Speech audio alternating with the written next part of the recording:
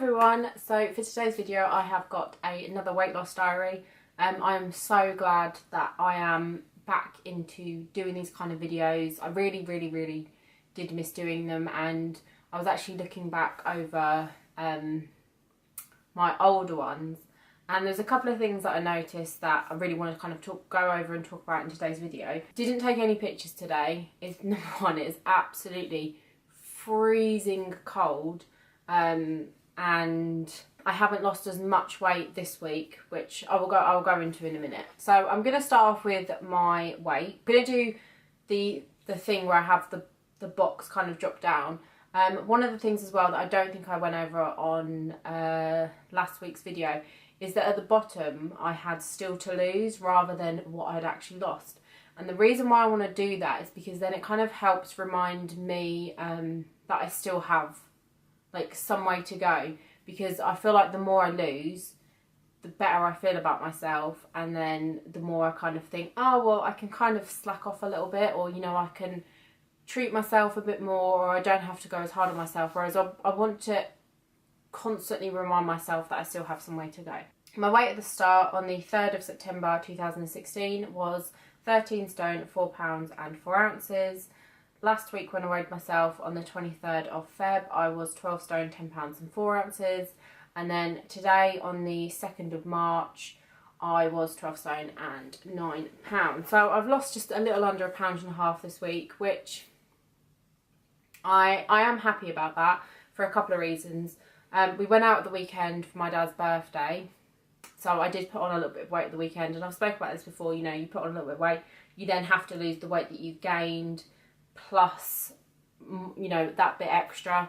So, you know, realistically, I've lost more than £1.5 pounds this week, but in terms of comparing it to last week, I only have lost £1.5 pounds. I feel like I always film or start filming these videos again at this time, but my weight fluctuates as I start approaching that time of the month, and yeah, I have been feeling a little bit like not as bloated as I normally do, and I think that has got a lot to do with the kind of things that I've been eating. You know, your water retention, everything like that just changes throughout.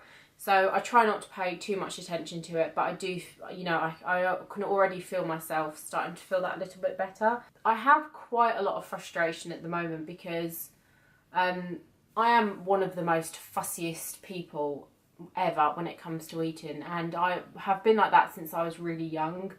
I'm a lot better now than what I used to be, particularly in the last kind of 6 months. I have been like making a lot more things from scratch, or I've been trying a lot more different like foods that I wouldn't tend to eat. I've realised that, you know, I do actually like these kind of foods that I refused to eat as a child, or there might be something like cauliflower. I really do not like cauliflower. You know, if you just steamed cauliflower or boiled it or whatever, I wouldn't eat it. Even cauliflower cheese, I'm not the biggest fan of, but things like cauliflower rice, anything that has cauliflower like mashed up and you can add your own kind of flavours to it, I absolutely love.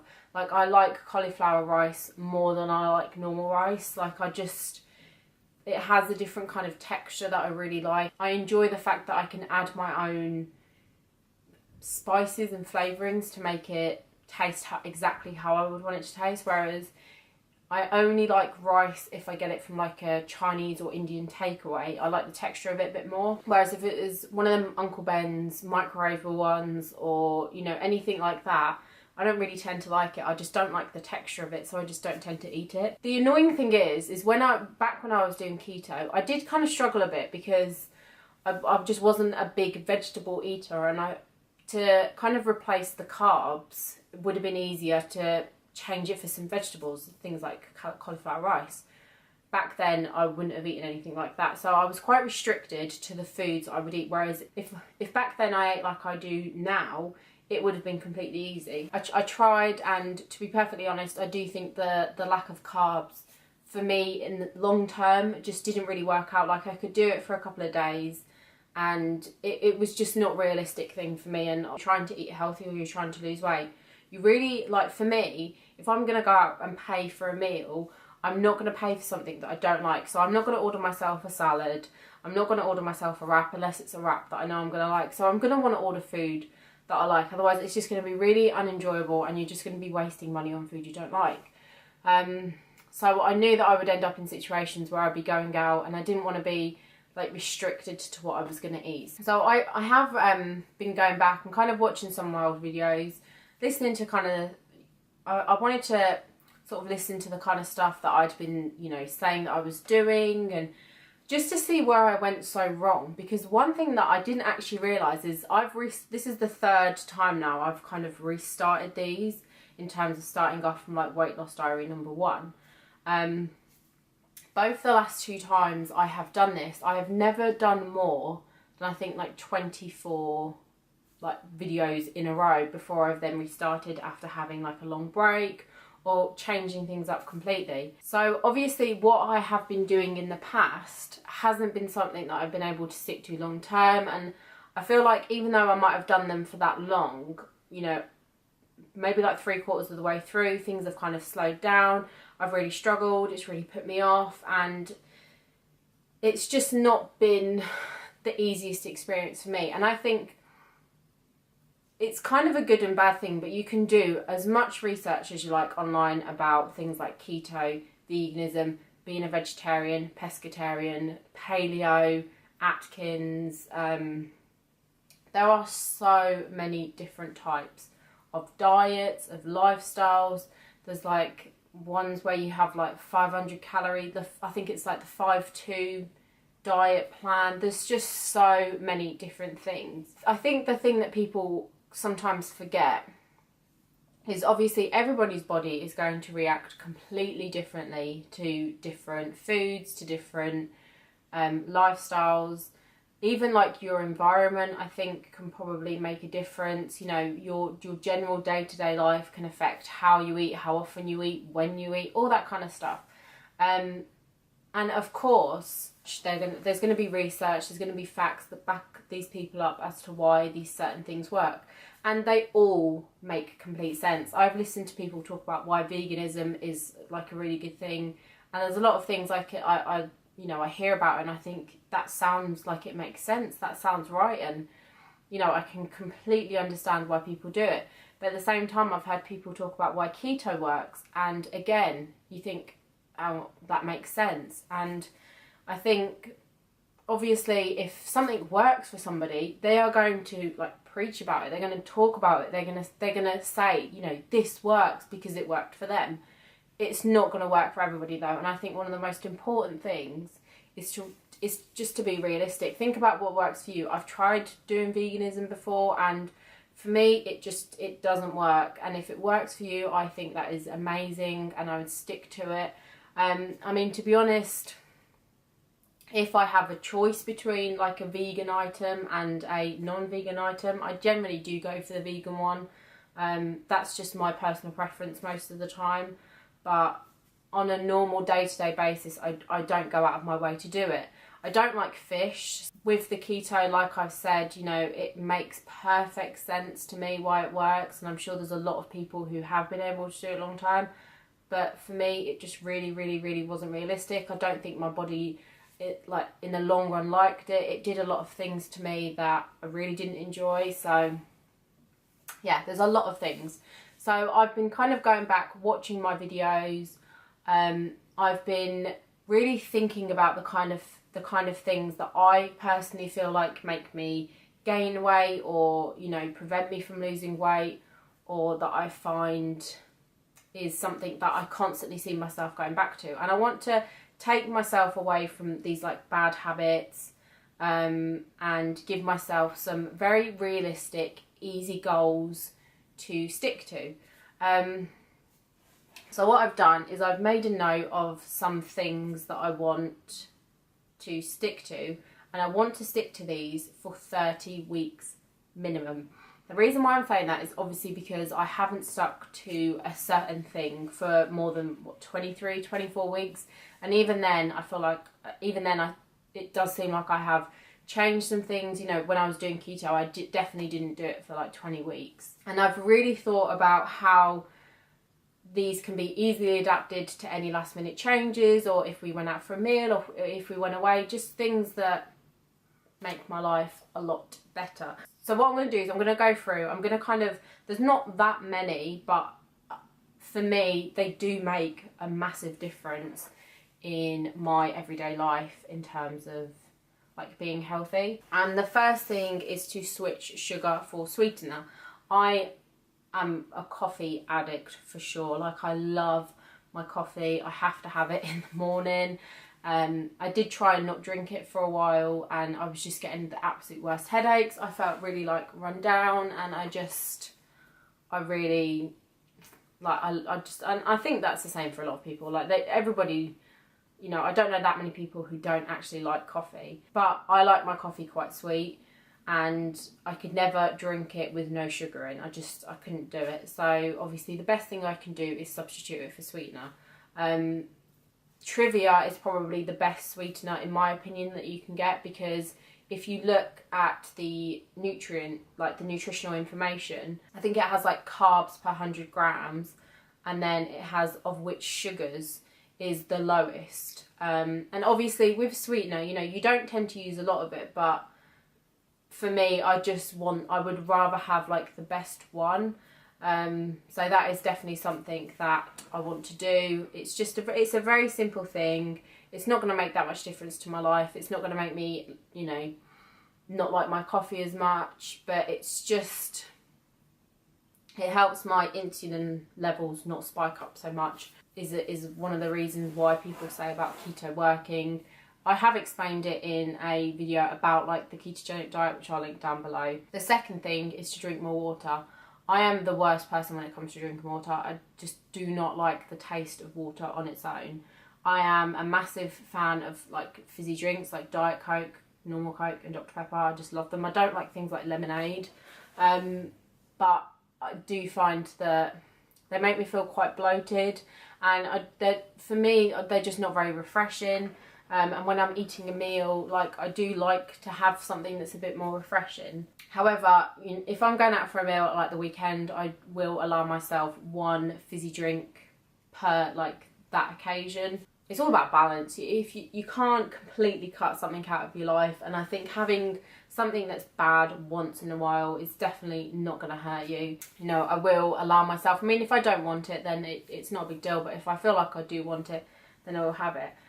If you're like me and you really, really don't like water, but you do want to start drinking more water, there is something that I saw, I don't know how you actually pronounce her name. I think it's Chrissy Sealer, talk about on one of her YouTube videos. And she was saying about how, you know, obviously she wanted to drink more water, but she doesn't like water. And something that she does is drink squash. Obviously squash isn't like the best thing for you. However, you really don't have a lot of it in the water anyway. Like, I don't actually mind mine a bit weak.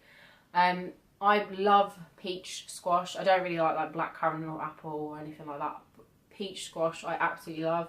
I always get the no added sugar, no artificial colours, flavours, anything like that. Just as kind of clean as possible. Obviously it will have a little bit of, you know, natural sugar and sweeteners from the peaches, or, you know, the flavouring that they use. But I love having this in my water. I also have lemon in my water. It depends how I feel. Right now, in this cup, this looks like it's quite strong, but I think it's because the cup's blue, so it's a little bit misleading. But right now, I actually have some of the peach and a whole squeeze of lemon in this. And it's so, like, refreshing. It's really nice. I find that it makes me feel fuller for longer.